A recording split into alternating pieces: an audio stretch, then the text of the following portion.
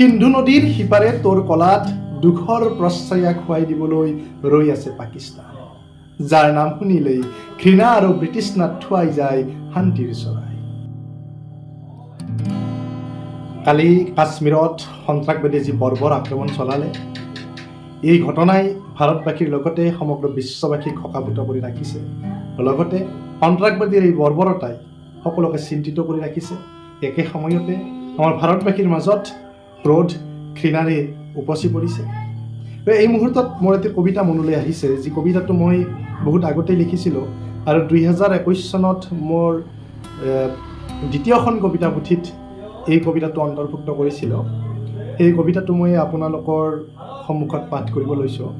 এই কবিতাটো আচলতে মই এগৰাকী জোৱানে যুদ্ধক্ষেত্ৰলৈ বা ৰণভূমিলৈ যোৱাৰ আগমুহূৰ্তত বা যোৱাৰ মুহূৰ্তত এগৰাকী জোৱানে ৰণলৈ যোৱাৰ মুহূৰ্তত মাকলৈ লিখা চিঠি হিচাপে কাব্যৰূপ দি কবিতাটো লিখিছিলোঁ। আৰু এইটো মই কৈছোঁৱেই যে মোৰ দ্বিতীয়খন কবিতা পুথিত এই কবিতাটো মই প্ৰকাশ কৰিছোঁ। গতিকে এই কবিতাটো মই আপোনালোকলৈ আগবঢ়াব বিচাৰিছোঁ। এনে এটি পৰিৱেশত এই কবিতাটো যথেষ্ট প্ৰাসংগিক। আৰু মই কালি যিটো ঘটনা সংঘটিত হৈছে, এই ঘটনাত এগৰাকী সেনাবাহিনীৰ জোৱানো নিহত হৈছে।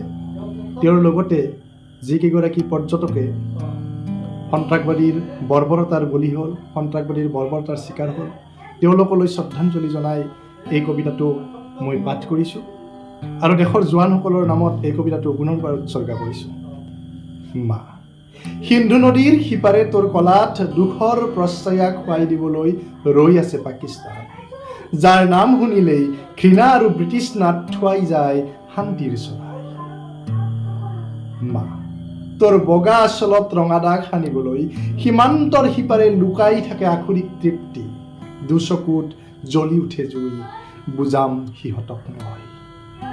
মা, যুদ্ধ নিবিচাৰো লাগে শান্তি, কিন্তু লাইন অফ কণ্ট্ৰলত বাজি উঠে ৰণদুন্দুবি। মা, প্ৰক্সি ৱাৰৰ অৰ্থ তই নুবুজ। মা, মই ৰণলৈ ওলালো, কাইলৈ যদি বন্ধ কফিনত আবদ্ধ হয় তোৰ লাল, চকুলৰ বাট বুলি তই দুখ নকৰিবি। ভাইটি আৰু ভণ্টিৰ কথা মনত কৰিবি, সিহঁতৰ সুৰক্ষাৰ দায়িত্ব ককাইৰ বুজাবি। মা, বেলি লহিওৱাৰ পৰত যদি ৰাং ঢালি চকুলতকে, নিশাৰ আন্ধাৰত চেঁচা পৰা দুৱঠ কপে, তই দুখ নকৰিবি মা, ৰাংঢালিৰ সাহস হবি। মা, জাকৈয়া হাঁহিৰ জোৱাৰত ৰাংঢালি যদি নাচিব নোখোজে, প্ৰাণ খুলি বিহু এফাকি তয়েই গাই শুনাবি। মা, কাইলৈ যদি ৰাংঢালিৰ কপালত ফিকা চাহৰ কাপত চুমুক দি সূৰ্যোদয় নহয়, গীটাৰৰ তাৰত সুৰৰ মূৰ্ছনা ভাহি নাহে, গীটাৰখন তই নিজ হাতেৰেই তাইৰ হাতত তুলি দিবি। তাৰ পিছতো যদি তাই বজাব নোৱাৰে, তয়ো শিলৰ দৰে কঠিন হবলৈ শিকিবি মা। ভাইটি ভণ্টি আৰু ৰাংঢালিৰ কথা ভাবিবি।